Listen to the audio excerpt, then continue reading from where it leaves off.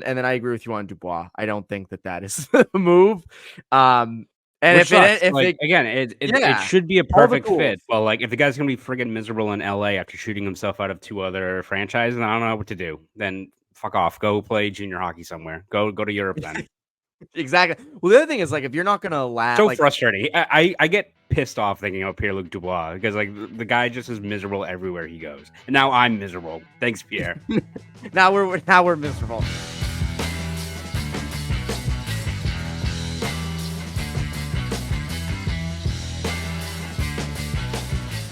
And welcome into the Bruins Beat, presented by Prize Picks and Game Time. Go use that promo code at Prize Picks, CLNS, to get up to $100 matched on that first deposit. And go to Game Time, use promo code CLNS to get $20 off your first purchase. Terms apply.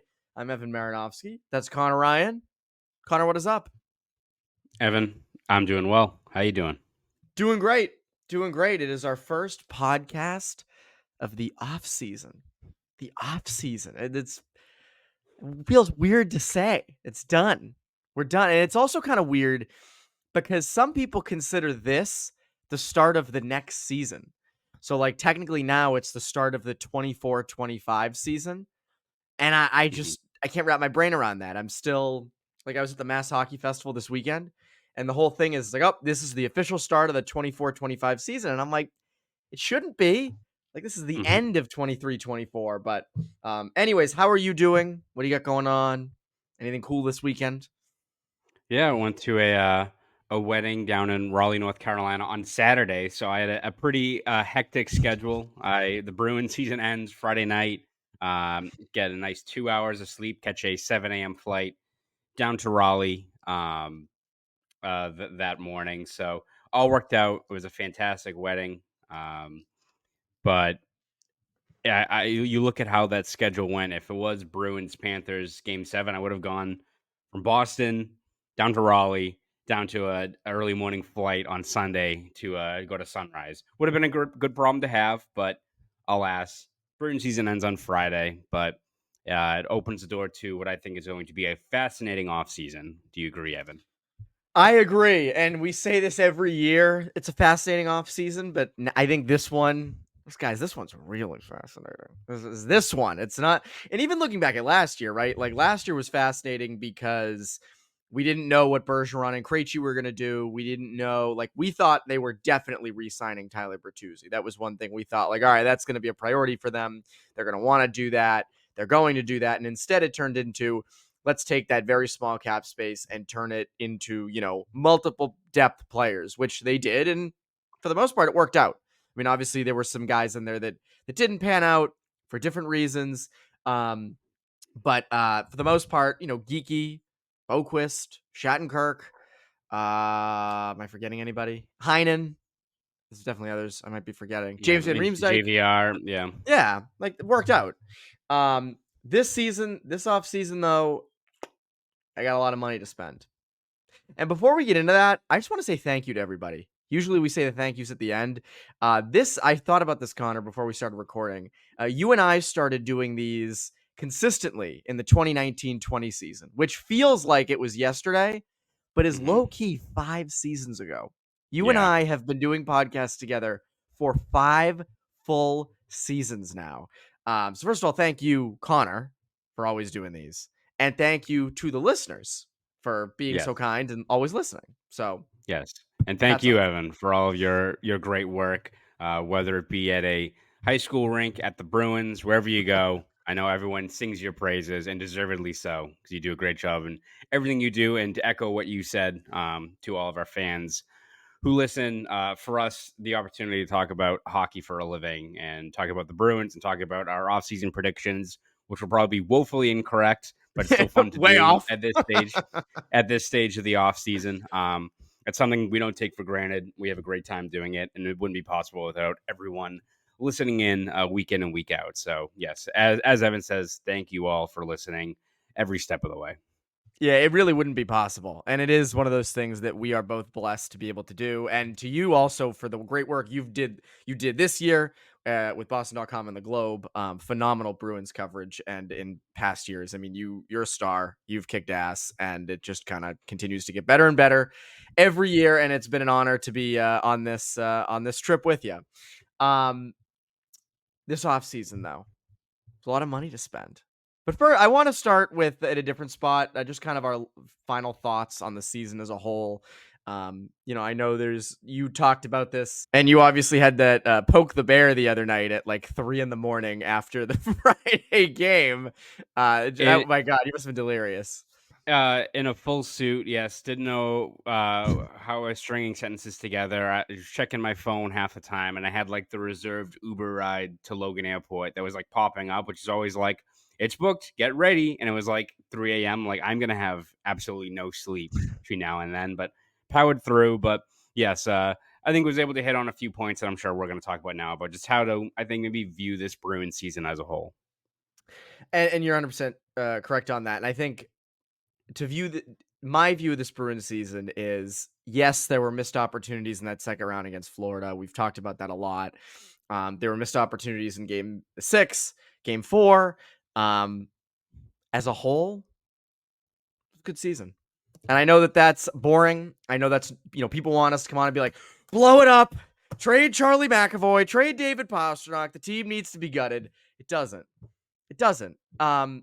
This was supposed to be kind of a transition year. First year post Bergeron, first year post Krejci returning. You lost Hall, you lost Bertuzzi, you lost Orlov, and you were in first place basically all year. You finish in second. You win a round against the Leafs, and you put up a fight against a much better Panthers team. The better team won. Like I think in terms of guys who like Mason Lohrei, Jeremy Swayman, now those two guys are legit. This goes back a ways. I know he got injured, but Matt Patra, that now, all right, this is not just a prospect. This is a guy who could potentially be a top 6 center someday in the NHL, and I think even at 19, the fact he was able to come in and do what he did was impressive. And so I think as a whole, I like the season. What about you? Yeah, I agree. I mean, I think if you looked at where Bruins fans were maybe in like July, let's say like after like they don't re-sign Tyler Bertuzzi and he goes to the Maple Leafs, check in like back at that point. And if you told Bruins fans back then that the Bruins were gonna go to the second round, fight back against a better Florida Panthers team, and again, like there you could talk about game 4, game 4 and the goaltender interference and those kinds of things. But like at the end of the day, the better team won. You can do the shoulda, coulda, woulda, or any series when you're the team that comes up short. Um, but if you said that this team was going to be in first place all year, as you said, um, get past the Leafs, have an instant classic game 7 that again like doesn't lead to a championship run, but like that Pastrnak goal is going to be on a lot of highlight reels moving forward in terms of people looking back at that game. Oh Um, yeah.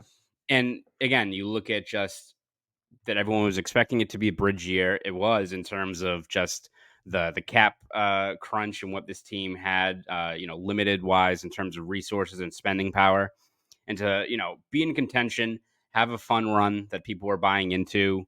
And to have younger players step up and develop. It's not like how we've mentioned this before, but every offseason we're like, is this the year where Fabian Lysell and Merkulov step into top 6 roles? That'd be great. It's like you don't have to have those kind of like wild projections. You'll take it if it's a guy like Merkulov or someone who has a good camp. But now you have guys like Lohrei and Patra and even like a Beecher and a Brazeau who Yep.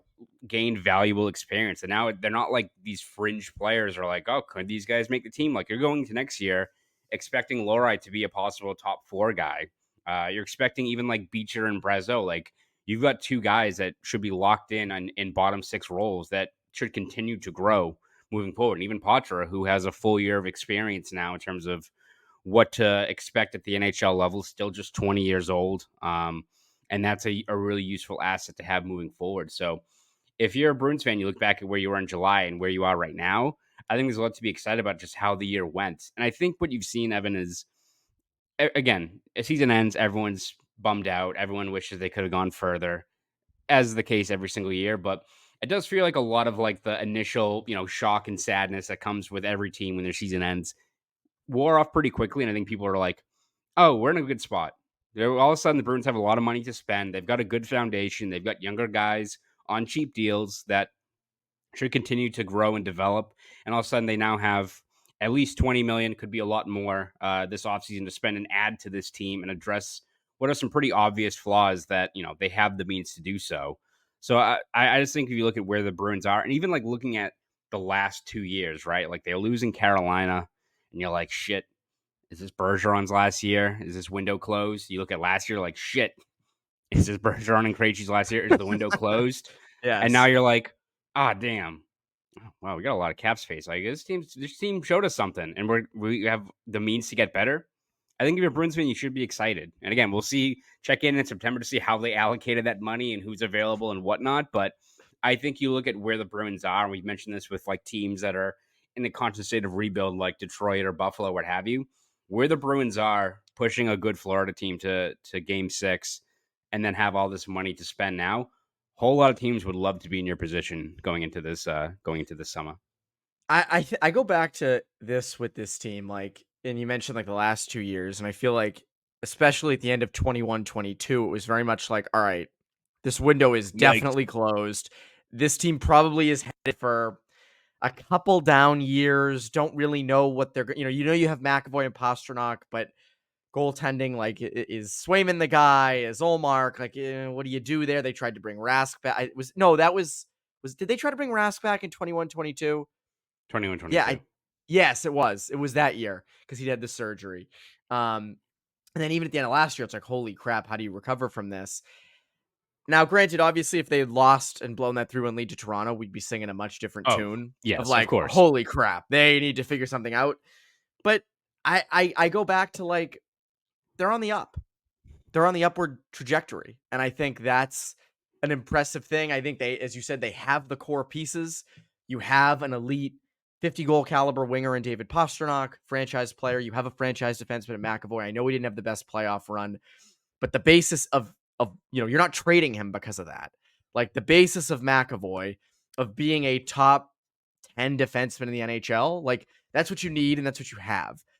If you trade him, what are you gonna do back there? What is the motive? Like, so that's another part of it too. So I think they're in a good spot. And then now Jeremy Swayman's the guy. Like now damn well, and we're gonna talk about what to do in the offseason. I think we can just hit it on it now. Like they're gonna give Swayman a fat check. They're gonna give Yes. that man's gonna get paid. No more arbitration, I don't think. No more arbitration. If he was on the Red Sox, though, he'd be dealt. He'd be dealt like tomorrow. He'd Yeah, be gone. get ready to know Cincinnati Reds, buddy. Get ready to learn Kansas City Royals, pal. But I want to get into the offseason. I want to get into what they need to do because there are as much of an upward trajectory as they are on. Part of that hinges on making the right moves this offseason because there are some big holes. We'll get to that in a sec, though. Quick word from our friends over at Prize Picks. Quick break in the action to tell you about my good friends over at Prize Picks. Prize Picks is the best way to get action on sports in more than 30 states across the country, including California, Texas, and Georgia. Want to play alongside some of Prize Picks' favorite players like Meek Mill and Sugar Sean O'Malley? You can now find community plays under the promos tab of the app to view entries from some of the biggest names in the Prize Picks community each week. And Prize Picks even offers injury insurance so that your entries stay in play even if one of your players gets injured. For basketball games, if you have a player who exits the game in the first half and does not return in the second, Prize Picks will have your back and not count that as a loss. Testing my skills on Prize Picks this basketball season is the most exciting way to play daily fantasy sports. If you have the skills, you can turn $10 into $1,000 with just a few taps. Personally, with the Celtics going on a deep playoff run, I'm liking Jason Tatum more points. And I'm liking Derek White more points too. I met him at Fenway Park earlier this year, and I just have a feeling he's always gonna go off. So, to get in on the action, download the app today and use code CLNS for a first deposit match up to $100. Again, download the app today and use that code CLNS for a first deposit match up to $100. Prize Picks. Pick more, pick less. It's that easy. Now, back to the show.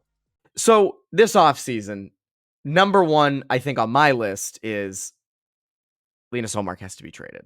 And I know that that's not a fun one. Fans love Linus Ullmark. I wanted to see the goalie tandem in the playoffs. Obviously, it never happened because Swayman was so damn good.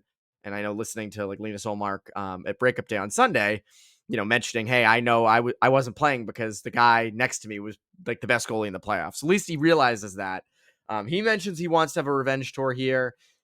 I don't know if he's 100% on that, just given that if he stays here, like how much are you playing? He's due a new contract next year. Or the year after next. So I Mhm. would think that you would want to maximize your value playing 50, 55 games. I don't know if that's happening here. I think Olmark has to be dealt and you get the cap space out of it. What do you think? Yeah, no, I agree, and it's not a knock against Olmark and how he's handled things and how much he's helped out Swayman. I think he's, if this is his last year, he's left a great legacy over 3 years in terms of winning a Vezina, being a supportive teammate to Swayman, helping him along. Listen, he's a pro athlete. He even mentioned, like, it's tough sitting on the sidelines, right? Where, sitting on the bench when you're playing at a high level, and he only played 1 game and lost it, but, like, defense was terrible in front of him that game, and Matthews took over. Like, not going to fault him. He wasn't a detriment to this team in the slightest. So, No, but no. it is a business. If you're the Bruins and you just look at your cap situation and the fact that you have to pay Swayman, deservedly so, you just can't have, you know, 13 million allocated to the goaltending position when one of your 2 guys is going to be on the bench in every single game, right? That just you just can't have it like that. So yeah, it comes down to finding the right trade partner for him, navigating that no trade list that he has, which I believe goes down to 15 teams this upcoming year, and seeing what you get out of him. What will the price be? I have no idea. I always feel to hinge more on the side of like pessimism in terms of what you're really going to get. Like maybe it is just a draft pick. It's going to be so underwhelming. That's what it Yeah. feels like. Again, in a perfect world, you get like an impact player with term or something like that, right? Like, people mention like New Jersey and you got like Dawson Mercer, who's, a young, controllable asset who could be a guy that can add some scoring. That makes sense. I know like a couple of people have mentioned on Twitter. I know like even Ty Anderson has mentioned it, like Marty Necas, right, with Carolina, who's his rights are going to be up and he's due a new contract. If you're able to flip that, that is a top 6 Home high-end run. center. Holy crap. That is a guy that if you're looking at again, like, and if you're the Bruins and you have to be creative this offseason and you're able to add a guy like him, even though you're the one signing to a long-term deal, but you got the money for it, like, that would be fantastic. Again, maybe it is just insert player here and like a second round pick, or maybe just a first round pick, which is helpful, right? Like you'll take that. And the biggest priority, right, is freeing up the cap space to use elsewhere. Like if you're able to get a controllable asset on top of it, it's a cherry on top. But moving Olmark, carving out a path for Swayman, and most importantly, freeing up that cap space so you have maybe 27 million available. I think that can go a long way. And again, you got to be smart with it too. Like, is he moving? I don't know if he would go back to LA or something like that because that was a rumored deal. But like, I want nothing to do with Pierre-Luc Dubois, even if there's No, money neither do I. retained. I don't want anything with that. Again, a guy that if he got his shit together would be a perfect Bruin. 6'4", center, physical, great player. He's been a dog everywhere he's been. I don't think the Bruins should go anywhere near a guy like Pierre-Luc Dubois. But again, going off subject a little bit, but at the end of the day, it comes down to moving Olmark, freeing up that cap space, and any asset you can get back will help you in that regard. Oh, Natchez would be great. Imagine a Zaka, Natchez, Pasternak, just all check line is It back. would cook. It It would cook, man. it would cook. It would satisfy Pasternak. That line would be good. Move everybody He's back a bit. 25 years old, I think, right? He may not even be 25. Man, that would be peak. And maybe Yeah. again, maybe a team like Carolina does it. Carolina's window is open right now, and You know, it hinges on a goalie. And maybe that's the move they want. Like I know they have Freddie Anderson, and that's been okay. But I think Olmark would help them greatly. And then New Jersey obviously needs a goalie. They're kind of a franchise that had a huge step back this year, a little bit in Tom, turmoil. Tom Fitzgerald lost his mind when no one would just give him a free goalie at the deadline. That's right. It was He was like, he "We're couldn't being hang. extorted." I'm like, maybe you should have a fucking goalie on your team That would going help. into the season. That might help.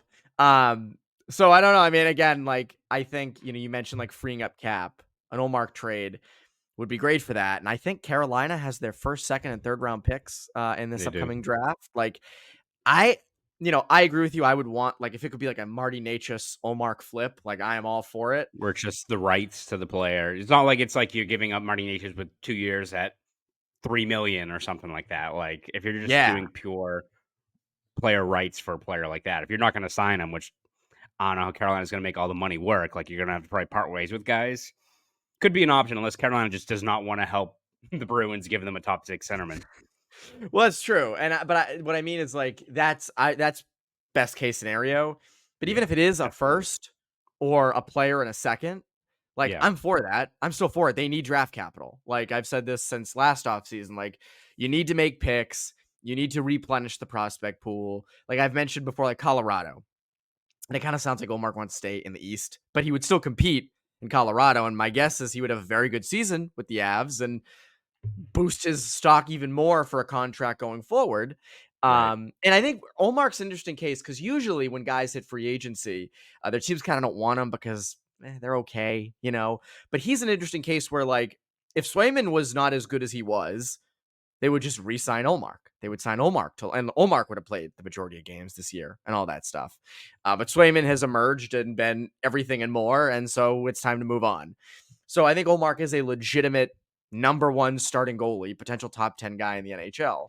But again, if Colorado has a first, I wouldn't be angry if that was the return. Burns picking in the first round again. I'm okay with that. And you get the full $5 million in cap. Whereas like, with Necas, they could end up canceling each other out, or Necas makes more money. So then that's, but that does solidify a need. But yeah, it's unfortunate. Linus Ullmark was a great Bruin. Long live the goalie Hugs, but it's time to unfortunately move on for Linus It's a Ullmark. business. It Yeah. is a business. Whenever a player mentions it's a business, it is over for that player in that particular area. I want to get into the other big focal points of the offseason, but first, a quick word from our friends over at Game Time. Quick break to tell you about my good friends over at Game Time. I am very excited about the NBA playoffs, and what's awesome is here in Boston, Celtics fans make TD Garden the best atmosphere for a playoff game. Game Time is an authorized ticket marketplace of the NBA, which makes playoff tickets even faster and easier. Prices on the Game Time app actually go down the closer it gets to the tip-off. With killer last-minute deals, all-in prices, views from your seat, and their lowest price guarantee, Game Time takes the guesswork out of buying NBA tickets. Maybe it's the NBA playoffs, or it's the MLB regular season.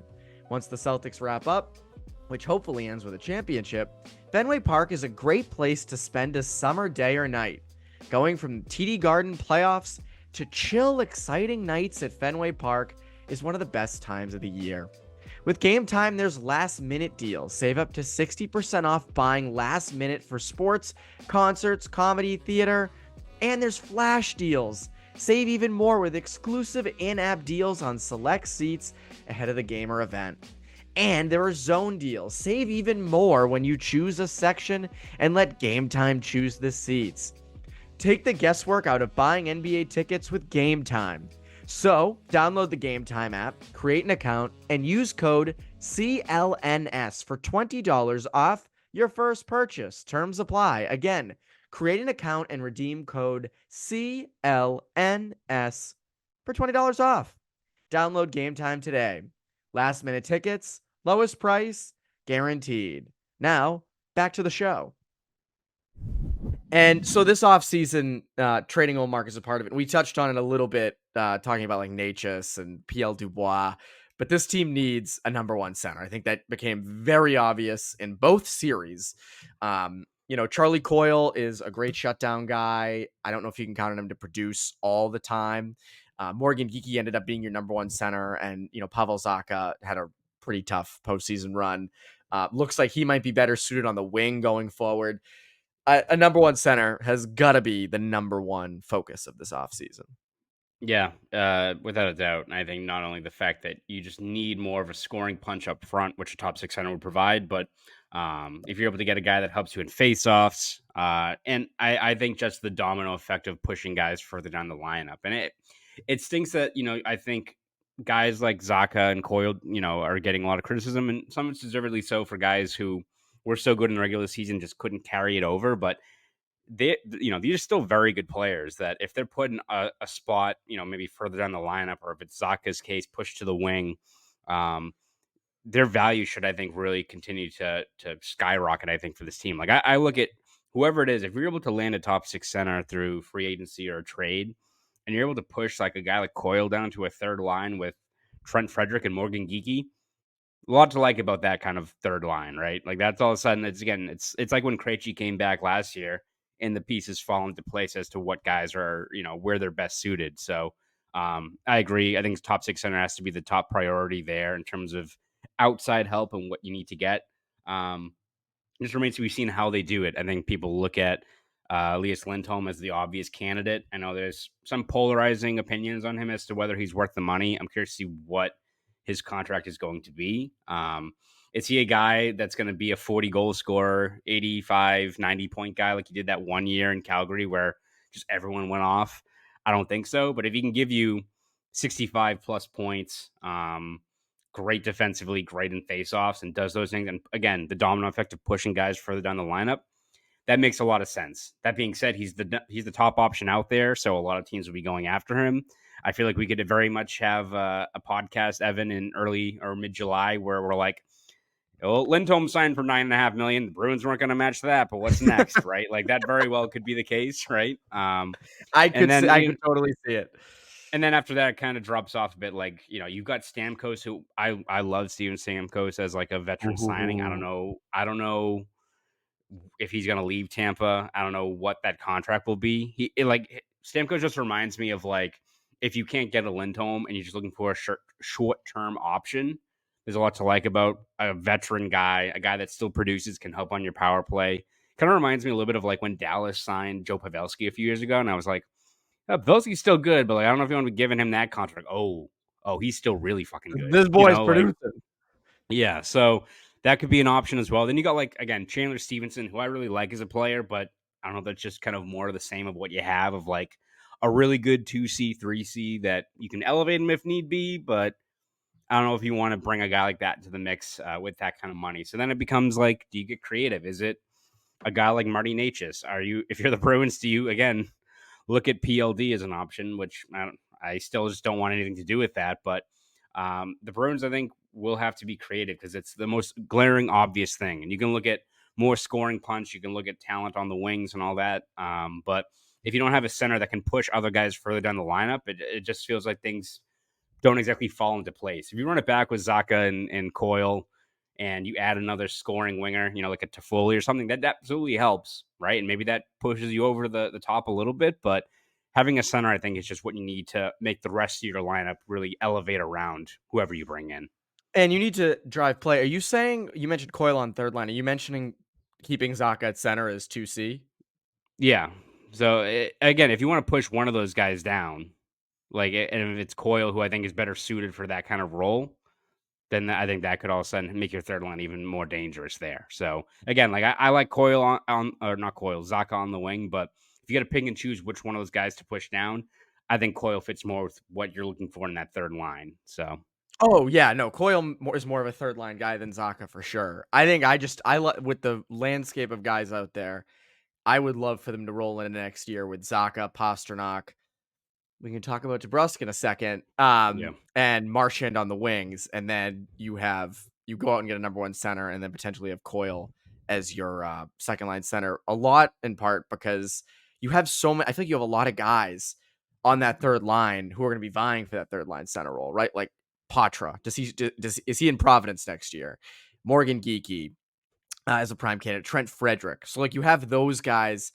I think Coyle's kind of elevated past that. Whereas I agree, he would totally be a great third line center. Like, if he's your third line center, you're like a surefire Stanley Cup contender.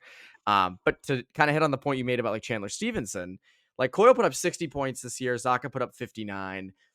I don't want another one of those like borderline top line centers, which is like where Stevenson goes into. Um, Lindholm is an interesting one because he is 30. So like you're handing a long-term deal to someone at 30. That's not always like the smartest move. But as you said, good on draws. This team needs that. Good defensively. This team needs that. Higher point ceiling, I think, than both Zaka and Coyle. Does he fit well with a guy like Pastrnak? That remains to be seen. And so I think it's an interesting option. And then I agree with you on Dubois. I don't think that is the move. And Which sucks. if they, Like, again, it yeah, should be a all the perfect tools. fit. Well, like, if the guy's gonna be friggin' miserable in LA after shooting himself out of 2 other franchises, then I don't know what to do. Then fuck off. Go play junior hockey somewhere. Go to Europe then. Exactly. Well, the other thing is like if you're not gonna allow So like frustrating. I get pissed off thinking of Pierre-Luc Dubois because, like, the guy just is miserable everywhere he goes. And now I'm miserable. Thanks, Pierre. now we're miserable. Yeah. And the other part is like he has so many tools. 6'4", big, physical, skilled, like all that stuff. It's like you've got it, like it. I see so many prospects, kids who have heart and all that stuff, and when people have the tools but don't have the heart, I always get really annoyed. So I'm with you. Now I'm miserable too. Mhm. Um, Thanks, Pierre. yeah, Pierre-Luc. exactly. Thanks, Pierre. Pierre Luke, not Pierre Maguire. No, Pierre. Yes. Pierre Maguire is great. Yes.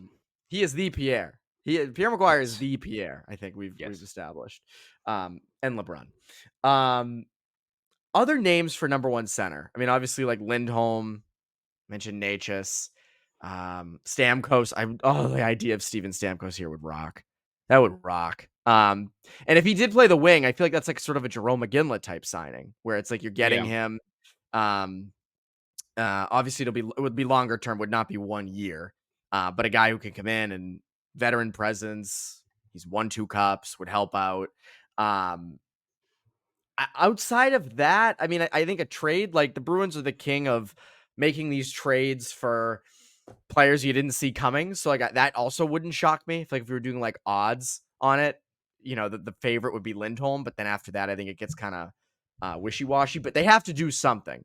They have to. I don't think like you mentioned like running it back with Coyle and Zaka, and then like if you went out and got like a Gensel or someone like that, like that's great, but you need some center iceman or you need at least one, um, for sure.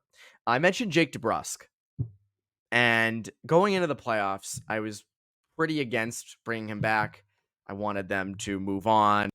He's too inconsistent. And I think he obviously had a pretty good postseason run. He led the team in points. Like, that's no small feat. But I also think it's sort of that, like, seeing how much cap they have. If they got him on, like, at, 5 to 5.5 million per, I'm okay with that because Yeah. you're going to at least get like 40 points out of him. He kills penalties. He works hard. I'm okay with that. Like the ceiling is you take the floor you take, and the ceiling. Okay, this guy could potentially put up 60 points, 30 goals. Whereas like you look back at like Matt Bolesky, guys like that you signed as wingers. Like maybe the devil is better than the devil you don't, because you also Mhm. could maybe go out and get another winger too. Like I don't think it's DeBrusk or nothing. Like I'm okay with re-signing DeBrusk. What about you? Yeah, I agree. I just think that you're making more headaches for yourself if you just let him walk away. And again, it comes down to what the contract is. If he's like, his agent's like, I can get 6.5 million on the open market. Like, all right, man. Like, Godspeed, I guess. But ideally, I think you bring him back, right? Because we've talked about this before, even when we were discussing like trade rumors involving him, where it's, you know, he's already got a very high floor in terms of what he can do. He's not a detriment to your defensive game, or he's not No. freelancing or anything like that. It's not like a Bertuzzi situation where you're like, all right, he's producing, but where's this down the other end of the ice? Dude's passing to the other team in his own zone. Yeah, like you're not getting that from DeBrusk.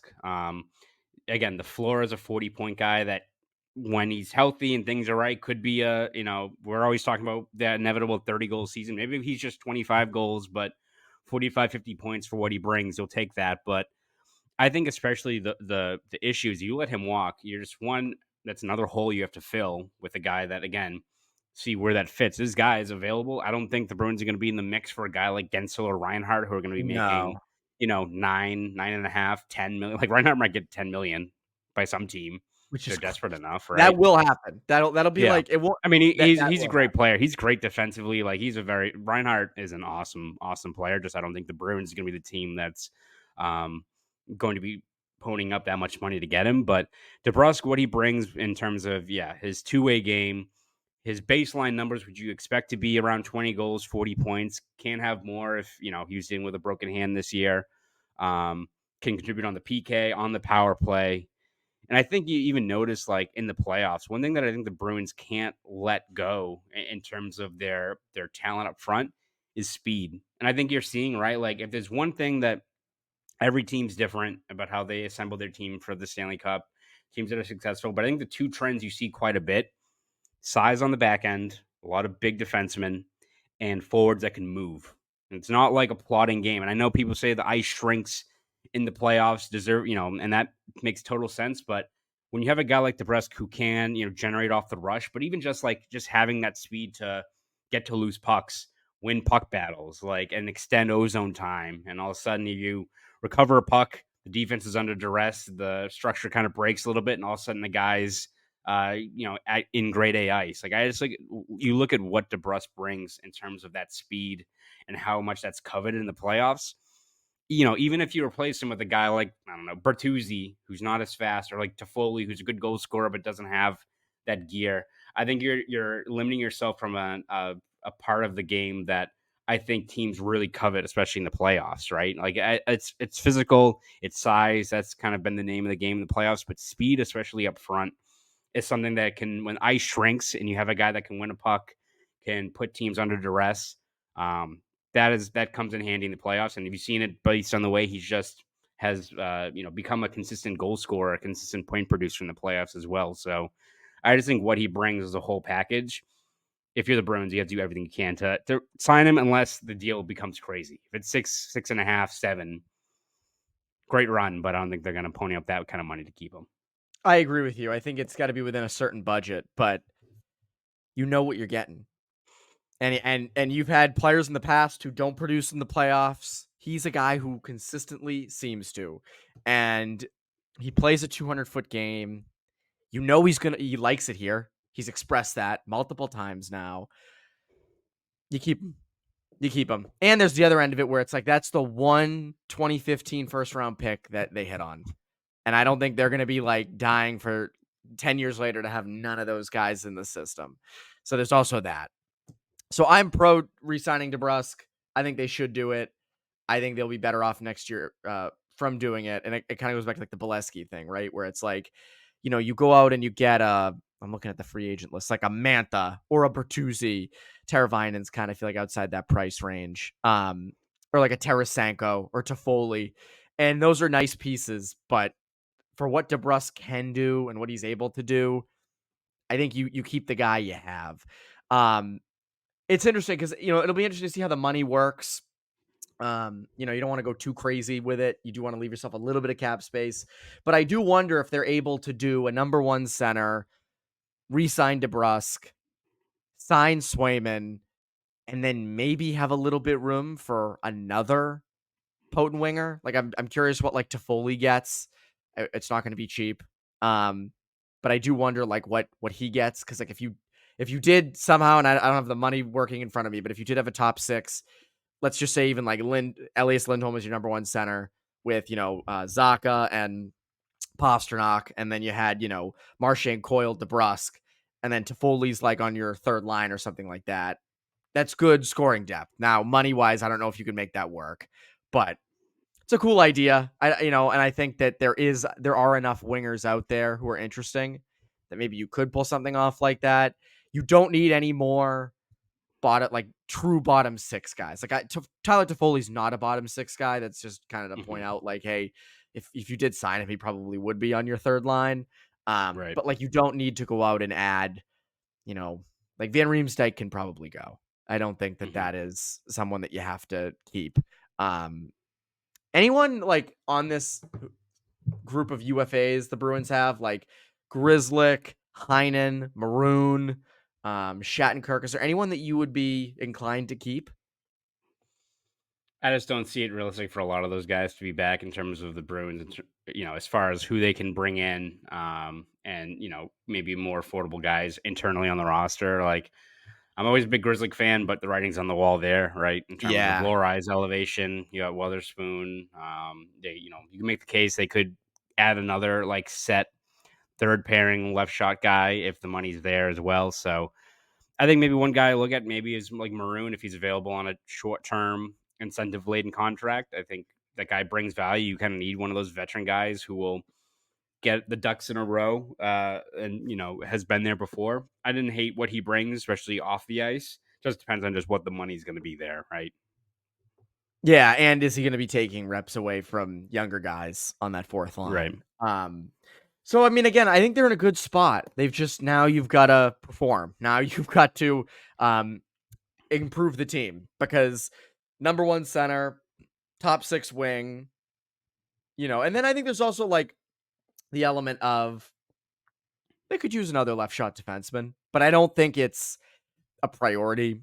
I've mentioned before, like if you could get a veteran guy to pair with McAvoy for next year, so then Lowry can kind of have an easier runway as, hey, you'll be the third pairing guy with Peak. If you perform great and continue to flourish, we'll move you up. We'll move that guy down. But again, there are bigger needs. If they don't do that, I'm okay with it. In a perfect world, Wotherspoon's your seventh defenseman and kind of a fill-in. Again, I think they usually get creative with who they sign as left shot defensemen. They always, again, pick someone that we're not looking at. But I think the priorities are trade Ullmark, number one center, and then a top six winger too. Like I that to me is and signing Swayman. That would be a good thing.